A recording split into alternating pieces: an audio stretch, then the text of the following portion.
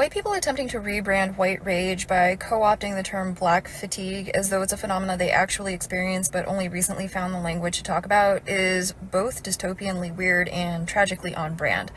The copying, the whitewashing, the centering themselves by playing victim. The term black fatigue has been used by black people for quite a while. And still is. Mary Frances Winters wrote a book that came out in 2020 titled Black Fatigue, and it describes the mental, emotional, and physical exhaustion that black people experience because of systemic racism. When white people talk about experiencing black fatigue, they are not talking about a harm that they experience because of black people or anybody else. They are literally telling on their own inability to live in society with black people. And that's not new either. That's a pathology that has existed for hundreds of years, but call it what it is, white race. On without a comment here to post or a video, because I don't really care what they have to say, and I'm not going to give them air to breathe on my page. But I have white fatigue. Yeah, I said it. I have white fatigue. I am so fatigued of the history of selfish, greedy white people. White fatigue is a thing, even coming from the white people. I am so fatigued by you. White fatigue. Oh, it's a thing. It's a thing. Shalom. First, I'll start off by giving all great honor to Yahweh Ba'ashim, Yahweh Shai Ba'ashim, Kadash. The belongings that teaches, tell us, and the voice of great most, likewise, brothers, put on this truth. Faithfully, fearlessly feeding the sheep and two brothers and sisters. Again, Shalom. Today's lesson is titled The Fatigue Show. You know, a lot of you probably heard of the phrase, black fatigue. You and hearing the phrase white fatigue. Okay. And we're going to go into the scriptures and we're going to see that the Lord Yahweh has fatigue for both so-called blacks, okay, and so-called whites. And of course, the so-called blacks would be part of the Hebrew Israelites. Okay, so-called blacks, Native Americans, Latinos, and Hispanics. And of course, the so-called whites would be the ones that are known as the Edomites, okay, Esau in particular.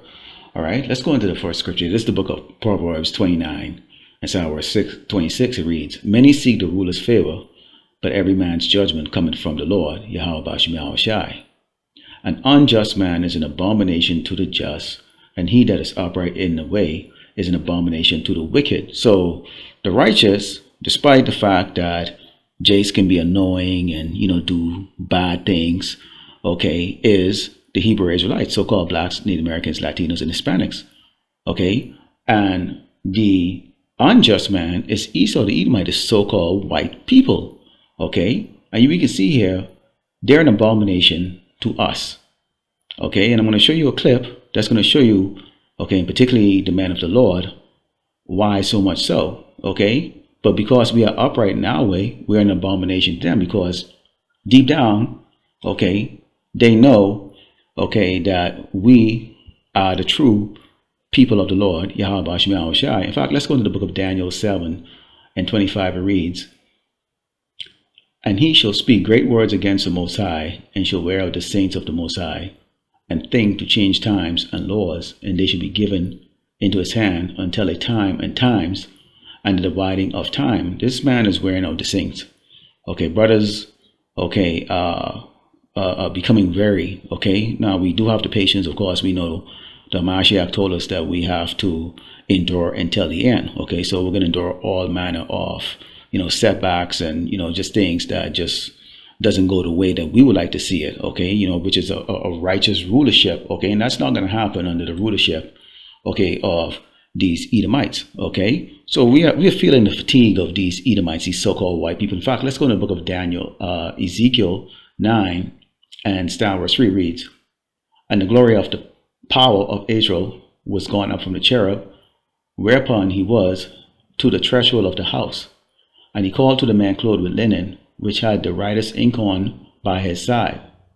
And the Lord, Yahweh Ba'ashim Yahweh Shai, said unto him, Go through the midst of the city, through the midst of Jerusalem, and set a mark upon the foreheads of the men that sigh and that cry for all the abominations that be done in the midst thereof. Who are those men? Those men are us.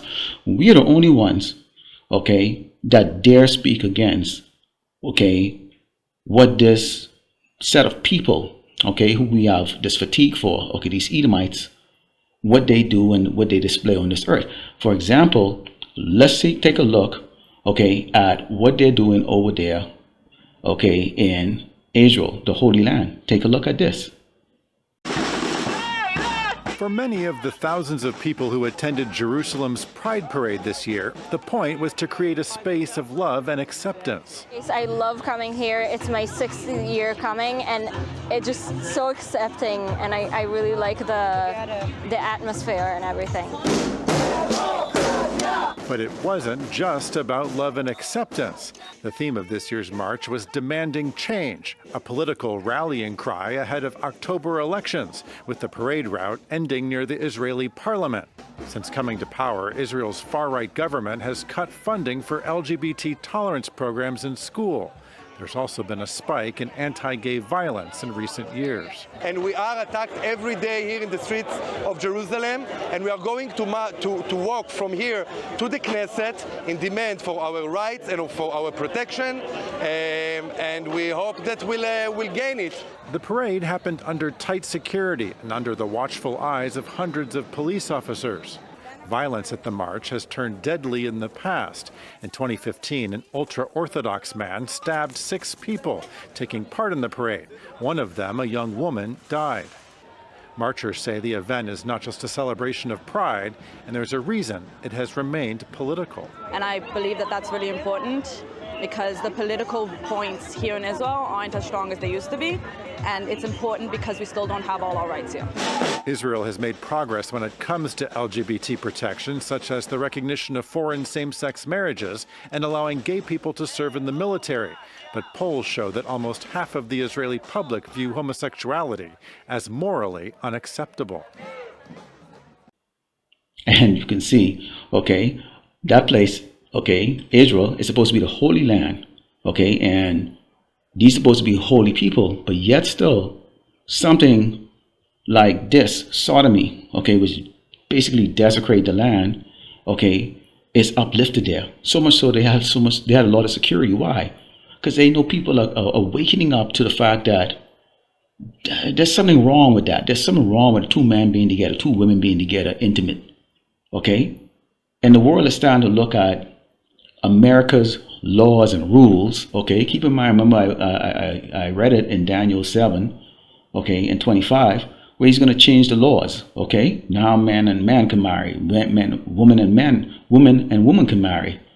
Those type of things, okay? So you don't have that holy sanctuary anymore, okay? In fact, when you go into Revelation 21 and 27, it reads, "And there shall in no wise enter into it any that defile it, neither whatsoever work it abomination, or make it a lie, but they which are written in the Lamb's book of life." So when the Messiah returns, okay, Yahushua returns, and the holy, heavenly kingdom is set up on this earth, you're not going to have abomination over there, okay?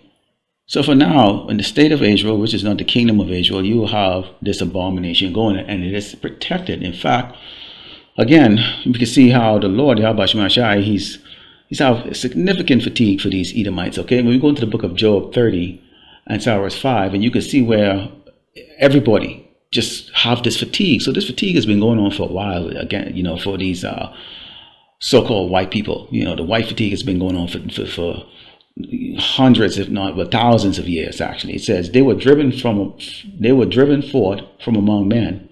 They cried after them as after a thief. And you can see, they like to point out that everybody else is a thief except them, but they're the thieves, okay? To dwell in the cliffs of the valleys, in caves of the earth, and in the rocks, among the bushes they brayed, under the nettles they were gathered together.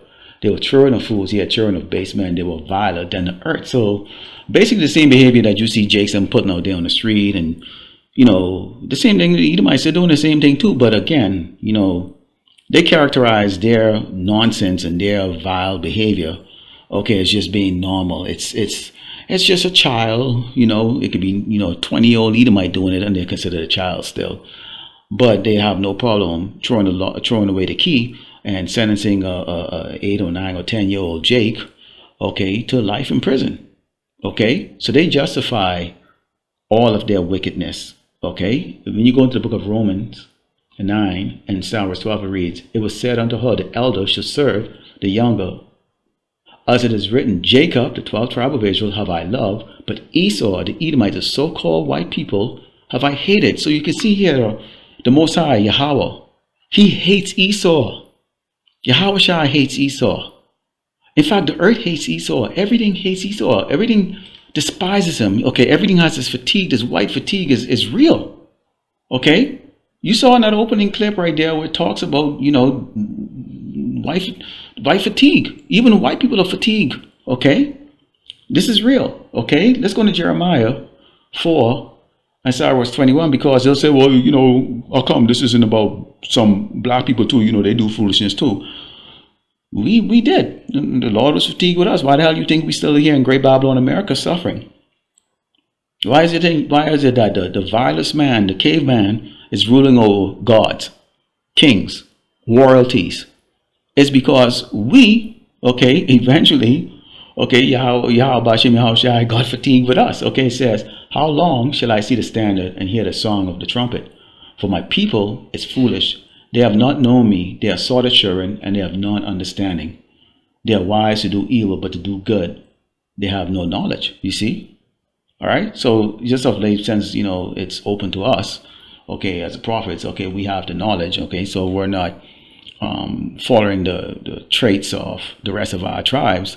Okay, the foolishness and the ways that they do it. In fact, when you go into Isaiah 1, and verse 5, it reads, why should you be stricken anymore? You will revolt more and more. The whole head is sick, and the whole heart faint. From the sole of the feet even unto the head there is no soundness in it, but wounds and bruises and putrefying sores. They have not been closed, neither bound up, neither mollified with ointment. Okay? So bottom line is that there's a certain set of Jakes that are going to be awakened, okay, to this understanding, this truth. Okay, but the rest of them, they don't see anything wrong. They don't have white fatigue, you know. In fact, they probably have more so-called black fatigue. Okay, and why is it always like so-called black, and why is it not like Latino fatigue and Native American fatigue? It's because Judah, okay, is a head tribe, and of course, you know, black is synonymous with just bad. Okay, but you can see how the scriptures is proving that there's been a fatigue for really both sides, but more so to Esau, the Edomites, the so-called white people. Okay, in fact, let's go into Hebrews 12 and start verse 16. It reads, lest there be any fornicator or profane person as Esau, who for one morsel of meat sold his birthright. For ye know that afterward, when he would have inherited the blessing, he was rejected, for he found no place of repentance, though he sought it carefully with tears. So you can see how the Lord is describing him. Okay, fornicator. Okay, he's a profane person. Okay, so these are the things that, so you see how they blaming us, and you know, black fatigue, and everywhere you go, you know, the property value goes down, and you're criminals, you're this and that. Okay, and of course our people who are trying to make it here in Great Babylon, America, is, you know, they have a backlash too. You know, they're accusing them of oppression, slavery, all those things like that, back and forth. But we keep it scriptural. Okay, in fact, let's go to Malachi 1 and start verse 1, because at the end of the day, the Lord Yahweh Shema Shai, okay, and everybody in this already has some type of higher power, but we all know that there's only one true high power, and that's Yahweh. Okay, and then you have the Son, Yahweh Shai. It says, the burden of the word of the Lord Yahweh Shema Shai to Israel by Malachi. I have loved you, said the Lord Yahweh Shema Shai. Yet ye say, wherein hast thou loved us? Was not Esau Jacob's brother? Wasn't the white man the so-called black man brother? Okay. Said the Lord Yahweh Shema Shai, yet I loved Jacob, the 12th tribe of Israel, and I hated Esau, the so-called white people. You see, he's fatigued. You don't believe it? Let's continue, and it says, and laid his mountains and his heritage waste for the dragons of the wilderness. Whereas Edom said, we are impoverished, we will return and build the desolate places. Thus said the Lord of hosts, Yahweh Shema Shai, they shall build, but I will throw down, and they shall call them the border of wickedness, and the people against whom the Lord Yahweh Shema Shai had indignation forever. So see, white fatigue. Okay, the Lord said to them, look what they're doing to the land of Israel, man. I just showed you the video of the Sodomites. Okay, the Sodomites. In fact, let's go to Proverbs 21 and 12. It reads, the righteous man wisely considered the house of the wicked, but power overthrow the wicked for their wickedness. We're not impressed with you having your sodomite parade and, you know, whatever laws you want to invoke to make your wickedness right. That's on you, because I opened up with the fact that, you know, Proverbs 29 and Psalms 26 reads, many seek the ruler's favor, but every man's judgment comes from the Lord, Yahweh Shem Shai. So we're not concerned about your laws. When it goes against, okay, what the Lord Yahweh Shem Shai has prescribed for us to follow, we don't care. Okay, I like that. When I say that, I keep thinking of that video clip with Stephen A. Smith when he goes, I like to say we don't care. Okay, but let's go to Obadiah 1 and 18. Okay, because I just read to you that Yahweh Shem Shai is going to overthrow the wicked for their wickedness, and how is this going to come to a conclusion? Okay, is Obadiah 1 and 18 reads, and the house of Jacob, 12 tribes of Israel, should be a fire, and the house of Joseph a flame, and the house of Esau, the so-called white people, okay, whom the Lord hates, and who we have extreme fatigue of, for stubble, and they shall kindle in them and devour them, and there shall not be any remaining of the house of Esau, for the Lord Yahweh Shem Shai had spoken it. So that's basically the fatigue show right there. Okay, you can see the righteous hate the wicked, which are the so-called white people. Okay, Esau the Edomite. Okay, we're fatigued of their wickedness and you know, the things that they do. Okay, which is unrighteous. Okay, and you know, they can say they're fatigued of us because why? We're just and we're righteous. They're fatigued because they think that we're in the way. But at the end of the day, the Lord Yahweh Shem Shai is going to be the one that's going to close the show. Okay, and that's going to result in the demise of Esau the Edomite, the so-called white people. Okay, so this has been the Fatigue Show. Lord willing, that was edified. I close it by giving all glory and honor to Yahweh Ba'ashem, Yahushai Ba'ashem, Rakakadash. Shalom.